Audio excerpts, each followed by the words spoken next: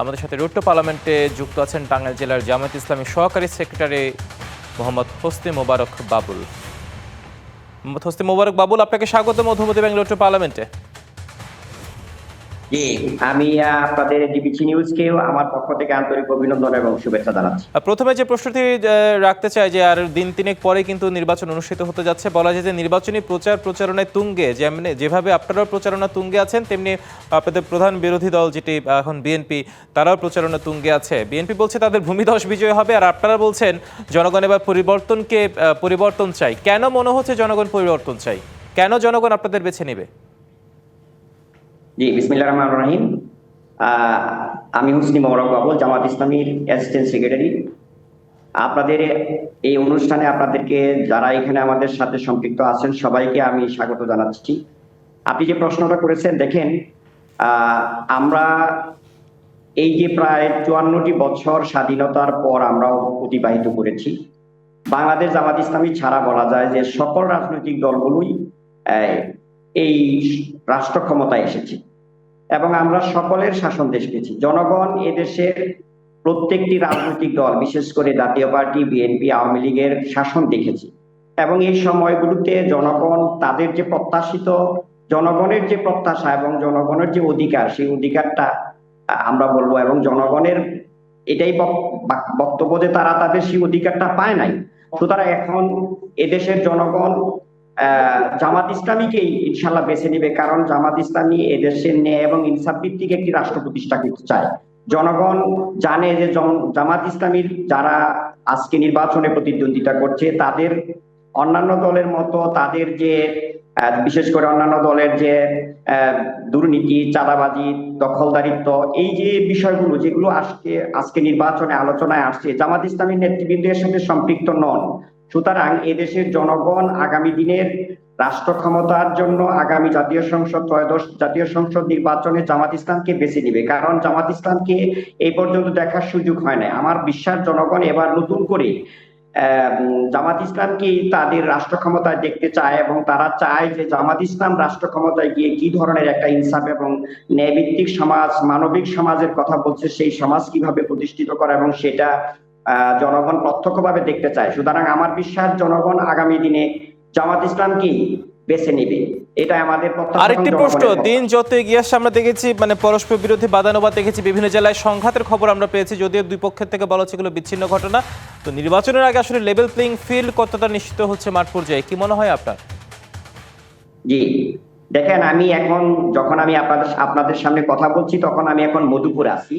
মধুপুরের যে এখানে এক আসনের কিছুক্ষণ আগে আমি এখানে প্রেস ক্লাবে সাংবাদিক সম্মেলন করলাম এবং আমার যে নমিনি ডাক্তার আব্দুল্লাহ আল কাফি ইতিমধ্যে সাংবাদিক সম্মেলনে সুনির্দিষ্ট ডকুমেন্টস দিয়েছে, যে ডকুমেন্টসের ভিত্তিতে সে কোথায় কোথায় এখানের আমাদের জনশক্তি যারা মাঠে ময়দানে কাজ করছে তারা বিভিন্ন ধরনের হুমকির সম্মুখীন হচ্ছে এবং এই পর্যন্ত বেশ কয়েকজনকে আহত করা হয়েছে, তারা হাসপাতালে আছে। এগুলো সুনির্দিষ্ট ডকুমেন্ট যদি চান আমি এখন এখান থেকে আপনাকে দিতে পারবো। কাজেই আজকে যারা আমাদের প্রতিপক্ষ রয়েছেন, বিশেষ করে স্পষ্টভাবেই বলতে চাই বিএনপির নেতৃবৃন্দ, তারা বিভিন্ন আসনে যারা নির্বাচন করছেন তারা জনগণকে হুমকি দিচ্ছে, আমাদের যারা নির্বাচনে আমাদের কর্মী যারা রয়েছে তাদেরকে হুমকি দিচ্ছে, মারধর করছে, মহিলাদের কাপড় খুলে নেওয়ার হুমকি দিচ্ছে।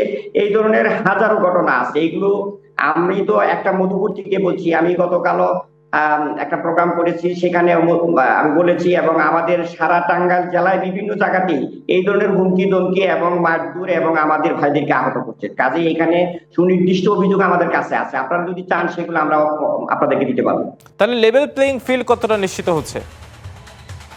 না, এখন পর্যন্ত লেভেল প্লেইং ফিল্ডের যে কথা বলা হচ্ছে, সেই লেভেল প্লেইং ফিল্ডে এখনো আমরা দেখতে পাচ্ছি না। আমরা দেখতে পাচ্ছি এখানে আরেকটি বিষয়, বিএনপির পক্ষ থেকে আমাদেরকে যেমন বিভিন্ন জায়গায় ভয় দেখানো হচ্ছে, কি বলে, বাধার সৃষ্টি করা হচ্ছে এবং মারধর করছে, তেমনি ভাবে প্রশাসনের পক্ষ থেকেও আমরা কোনো জায়গায় দেখতে পাচ্ছি যে প্রশাসন নিরপেক্ষ ভূমিকা পালন করছে না এবং তারা কোনো ক্ষেত্রে বিএনপির আমরা দেখেছি যে তাদেরকে তারা সাপোর্ট দিচ্ছে, বা সাপোর্ট না দিলেও আমরা এতটুকু বলবো যে তারা তাদের প্রশাসনের পক্ষ থেকে যে ধরনের ভূমিকা রাখা দরকার সেই ধরনের ভূমিকাটা আমরা কার্যকরভাবে দেখতে পাচ্ছি না। সুতরাং আমরা এই পরিস্থিতিতে বলতে পারছি না যে লেভেল প্লেইং ফিল্ডটা এখন সুনিশ্চিত হয়ে গেছে, এমনটা এখনো লক্ষণীয় নয়।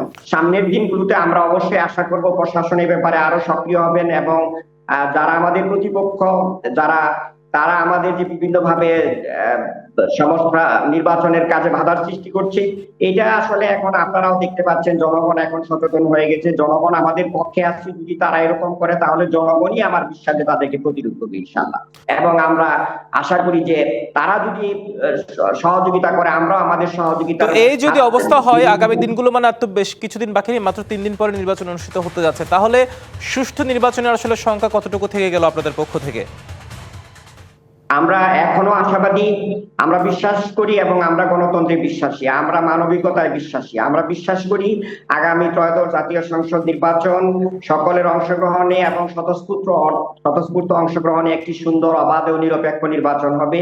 সেই ক্ষেত্রে আমরা অবশ্যই মনে করি যে আমাদের প্রতিপক্ষ যারা আছেন তারা যদি সহনশীল আচরণ করেন আমাদের সাথে এবং প্রশাসন যদি সার্বিকভাবে এবং আইন শৃঙ্খলা রক্ষাকারী বাহিনী সবাই মিলে যদি এই ত্রয়োদশ জাতীয় সংসদ নির্বাচনকে ফলপ্রসূ করার জন্য যার যার অবস্থান থেকে ভূমিকা রাখেন, তাহলে অবশ্যই আমার মনে হয় যে লেভেল প্লেইং ফিল্ডটা নিশ্চিত করা সম্ভব। আমরা চাই লেভেল প্লেইং ফিল্ড নিশ্চিত হোক, জনগণ সুষ্ঠুভাবে ভোট দিক। কিন্তু আপনার কথায় যদি আমি বলি, সূত্র ধরে বেশ কিছু জায়গায় সংঘাতের খবর পেয়েছেন। খোদ প্রার্থী এবং তাদের সমর্থকরা যদি সংঘাতের শিকার হয় তাহলে যারা সাধারণ ভোটার আছে তাদের জন্য কি অপেক্ষা করছে বলে মনে করছেন? না, আমি তো এই ব্যাপারে কথা বলেছি। দেখেন যে এদেশের জনগণ এখন সচেতন, আগের মতো সেই হুন্ডা দিয়ে নির্বাচন করবে এরকমটা সময় এখন আর নেই।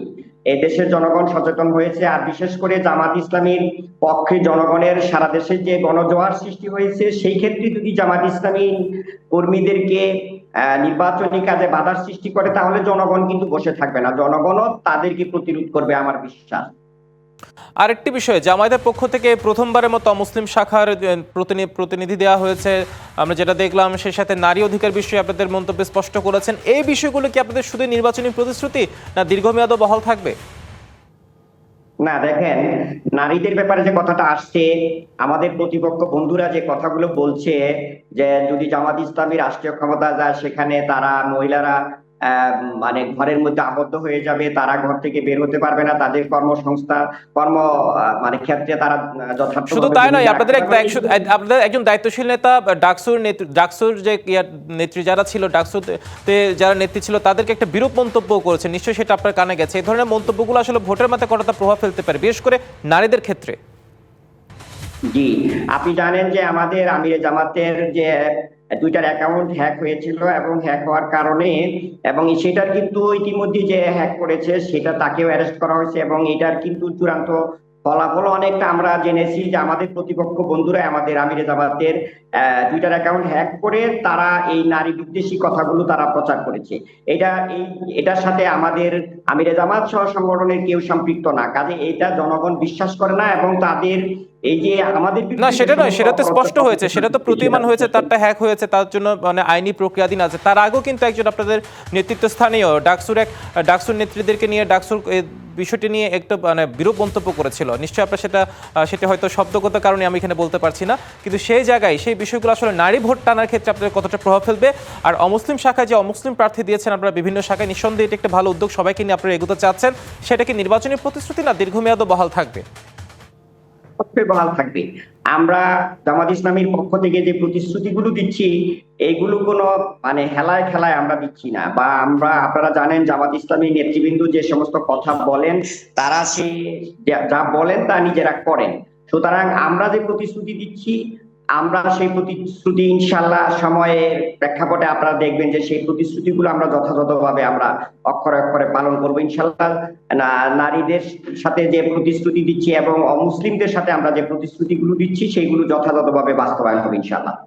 হ্যাঁ নিশ্চয়ই, আপনাকে অসংখ্য ধন্যবাদ। আপনার জন্য শুভকামনা আমাদের মধুমতি ব্যাংক রোড টু পার্লামেন্টে এসে সময় দেওয়ার জন্য।